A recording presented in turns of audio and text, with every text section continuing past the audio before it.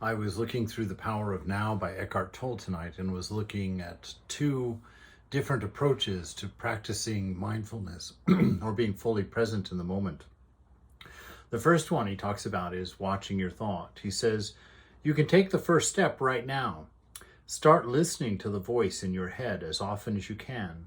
Pay particular attention to any repetitive thought patterns, those old gramophone records that you have been playing in your head perhaps for many years.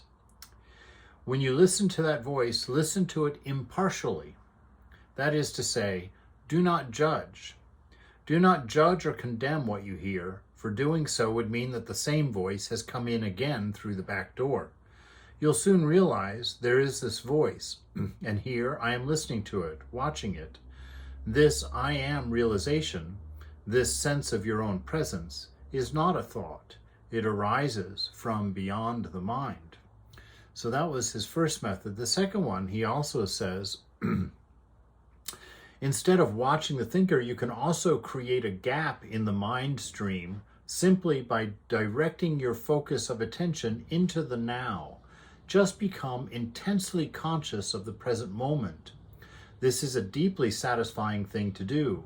In this way, you draw consciousness away from mind activity and create a gap of no mind in which you are highly alert and aware, but not thinking.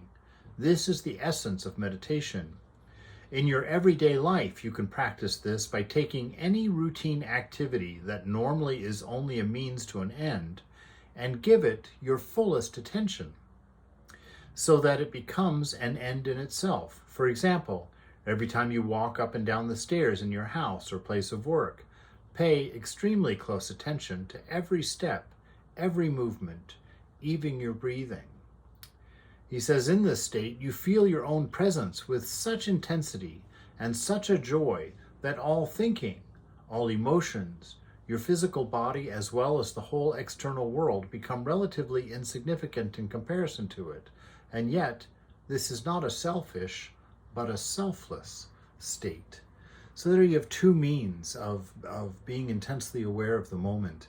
And, in the moment, having that quiet mind allows you to be aware of this bliss, which is part and parcel of being human. All pleasure in the world is a manifestation of that bliss that's always within you. But like I heard a Swami one time say at a dinner in the monastery in San Francisco, he was a rather advanced spiritual seeker from India, and he was talking to the head Swami of the monastery in San Francisco, Swami Prabhutananda, and he said to Prabhutananda, Maharaj, I have figured out the secret of desire. And Swami got a very serious face, said, oh, please share it with us. And he says, I have understood that the bliss that you feel after completing or fulfilling a desire is not from the fulfillment of the desire. He said, but rather, after you have fulfilled a desire, for a very brief period of time, you are without desire. And in that moment, when you are free from the distraction of desire, you become aware of your inner bliss. That is the joy you feel and falsely associate with the fulfillment of desire. And so that wonderful bliss of being is available to you always.